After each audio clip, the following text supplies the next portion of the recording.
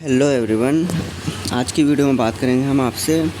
जैसे कि आपको पता है हमारे 4th और 6th सेमेस्टर के एग्ज़ाम पूरे ख़त्म हो चुके हैं, तो इसके आगे अब आपका क्या प्रोसेस होगा। ठीक है, जैसे कि ये एसएल की वेबसाइट है। ठीक है, डेट शीट भी आपको हमने बहुत पहले ही बता दी थी कि आप फॉलो करके एग्ज़ाम दे चुके हो। ठीक है ना, 4th और 6th सेमेस्टर के एग्ज़ाम हो चुके हैं ख़त्म। अब देखो रिज़ल्ट की सबसे पहले बात करते हैं, रिज़ल्ट कब तक आएगा, क्योंकि सभी को अब रिज़ल्ट का बहुत ही वेट है। जैसे कि आपको पता है ऑनलाइन एग्ज़ाम हुए थे, तो उस टाइम पे रिज़ल्ट की बहुत इशू आते थे कि रिज़ल्ट का डाटा उनको सही कलेक्ट नहीं हो पाया, ये सब नहीं हो पाया। ठीक है, लेकिन अभी कुछ ही टाइम पहले 5th सेमेस्टर का रिज़ल्ट आया है ना, और इससे पहले हमारे 6th सेमेस्टर का भी रिज़ल्ट आया था जो 2022 में पास आउट हुए थे। तो इन दोनों ही रिज़ल्ट के अकॉर्डिंग मैं आपको बताता हूँ।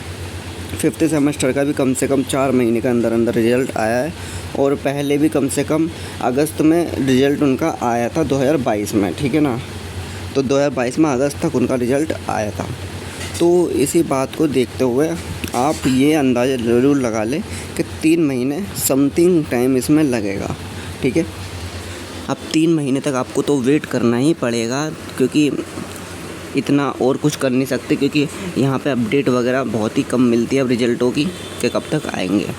ठीक है, और जो भी चेकिंग का प्रोसेस होगा सब चीज़ ये करके फिर रिज़ल्ट इसको डिक्लेयर करेंगे, और यहाँ पे आपका रिज़ल्ट जब भी आएगा आपको इन्फॉर्मेशन दे दी जाएगी। ठीक है ना, तो ज़्यादा टेंशन मत लो अब रिज़ल्ट की। और दूसरी बात ये, 4th और हमारे 6th सेमेस्टर में किसी का एग्ज़ाम मिस हो गया या फिर 3rd और 5th सेमेस्टर में बैक आ गई। ठीक है ना, अब मान लीजिए पहले तो 4th और 6th की बात करते हैं। देखो 4th में अगर आपका एग्ज़ाम मिस हो गया या फिर आपको कोई दिक्कत हो गई थी, ठीक है ना, तो वो एग्ज़ाम आपका 6th सेमेस्टर में कंडक्ट हो जाएगा। ठीक है, ईज़िली 6th सेमेस्टर में कंडक्ट हो जाएगा और आप उसका एग्ज़ाम दे दोगे और आप अपना क्लियर कर लोगे ग्रेजुएशन। और यहाँ पे बात करते हैं 6th सेमेस्टर वाले स्टूडेंटों के लिए बहुत बड़ी दिक्कत हो सकती है। वैसे होगी मोस्टली दिक्कत, क्योंकि रूल के अकॉर्डिंग मैं बता रहा हूँ आपको। रूल के अकॉर्डिंग ये कहता है कि 6th सेमेस्टर में अगर किसी की ईआर आती है तो अगले जब 6th सेमेस्टर के एग्ज़ाम होंगे, ठीक है, उसी 6th सेमेस्टर के एग्ज़ाम में आपका एग्ज़ाम कंडक्ट किया जाएगा, यानी कि आपको 1 साल का वेट करना पड़ेगा। ठीक है, 6th सेमेस्टर में किसी की बैक आ गई, अभी तो रिज़ल्ट आया नहीं है, बाकी अगर आपके रिज़ल्ट में बैक आती है तो आपको 6th सेमेस्टर का एग्ज़ाम 1 साल के बाद देना होगा। ठीक है, या फिर आपने मिस कर दिया तो आपको 1 साल के बाद अब वो एग्ज़ाम देना होगा। और यहाँ पे 3rd सेमेस्टर की बात करते हैं, 3rd और 5th वालों की। अगर आपकी 3rd सेमेस्टर में बैक आई है तो आपको वो 5th सेमेस्टर में एग्ज़ाम देना होगा। ठीक है ना, जो अब 5th सेमेस्टर में आप आओगे, 4th सेमेस्टर वालों ने एग्ज़ाम दे दिया, वो 5th सेमेस्टर में आएंगे, उनकी किसी 3rd सेमेस्टर में बैक है तो वो 5th सेमेस्टर में कंडक्ट करवाई जाएगी। और 5th सेमेस्टर में किसी की बैक आई है, अभी 6th सेमेस्टर वाले स्टूडेंट का जो इन्होंने एग्ज़ाम दिए, ठीक है ना, तो जिनकी 5th सेमेस्टर में बैक आई है तो उनको अभी 5th सेमेस्टर का जब एग्ज़ाम होंगे इन 6 महीने के अंदर अंदर, 3, 4, 5, 6 महीने के अंदर, तो उसी 5th सेमेस्टर के एग्ज़ाम के साथ आपको इसका भी एग्ज़ाम देना होगा अपने 5th सेमेस्टर वाले सब्जेक्ट का। ठीक है, जिनकी 5th सेमेस्टर में बैक आई है उनके लिए। तो यहाँ पे बैक और रिज़ल्ट की मैंने आपको बात क्लियर कर दी है। अब बात करते हैं, देखो 6th सेमेस्टर वाले बहुत सारे स्टूडेंट ऐसे हैं जो अभी वेट कर रहे हैं कि अपने पीजी में एडमिशन लेंगे।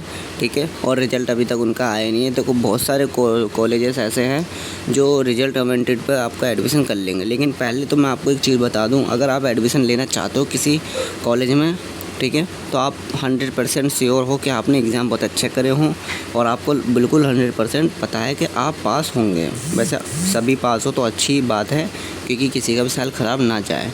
लेकिन फिर भी एक मैंने अपने तरीके से एक बात बोली, ठीक है ना।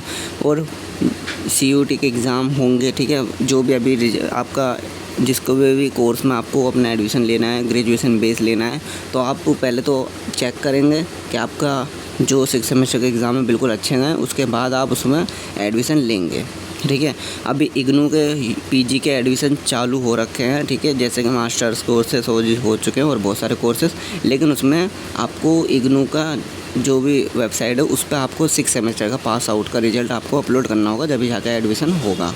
बाकी DU में जैसे कि SUL हो जाएगा, DU हो जाएगा, तो इसमें आप रिज़ल्ट अवेंटेड करके एडमिशन ले सकते हो, लेकिन आपको फिर भी पासिंग रिज़ल्ट हर जगह देना ही होगा। ठीक है, तो आप या तो वेट कर लो, या फिर अगर आपको मिस नहीं करना कुछ चांस तो आप जल्दी से जल्दी एडमिशन कर लो। रिज़ल्ट जब आएगा तो उसको आप अटैच कर देना। इग्नू में तो जब तक आपको रिज़ल्ट नहीं मिलता जब तक आप नहीं कर सकते, ठीक है, एडमिशन नहीं ले सकते। बाकी अदर कॉलेजेस में ले सकते हो, ठीक है। अब बात करते हैं हमारे जो 4th सेमेस्टर में एग्ज़ाम दे चुके हैं, ठीक है, जो भी स्टूडेंट हैं वो अब 5th सेमेस्टर में कन्वर्ट हो चुके हैं। अगर आपने 3rd सेमेस्टर में ऑल सब्जेक्ट क्लियर कर लिए हैं, ठीक है, और 4th सेमेस्टर के आपने एग्ज़ाम दे दिए हैं, तो आप 5th सेमेस्टर में कन्वर्ट हो चुके हो। वैसे भी हो ही चुके हो। अगर आपने एग्ज़ाम नहीं दिया और 4th की एग्ज़ाम दे दी और सब में आप पास हो जाओगे, तब भी आप कन्वर्ट हो जाओगे, ठीक है। आपको पता ही है 50% मार्जिन रखा जाता है कि 50% सब्जेक्टों में आपको पास होना पड़ता है, फिर आप नेक्स्ट सेमेस्टर में प्रमोट हो जाते हो, ठीक है ना। तो मोस्टली 90% लोग प्रमोट हो चुके होंगे जिन्होंने अच्छे से एग्ज़ाम दिए। तो आप अब 5th सेमेस्टर की तैयारी शुरू कर दो। 5th सेमेस्टर का जो भी है, ठीक है, सब्जेक्ट वगैरह का मैं आपको लिंक डिस्क्रिप्शन में दे दूँगा वीडियो का। उसके अकॉर्डिंग आप अपने सब्जेक्ट चेक कर लेंगे ताकि आपको दिक्कत ना हो आगे पढ़ने में, ठीक है। वीडियो को ज़्यादा से ज़्यादा लाइक करो, चैनल को सब्सक्राइब करो, ठीक है, ताकि आने वाली इन्फॉर्मेशन आप तक पहुँच पाए। Thank you.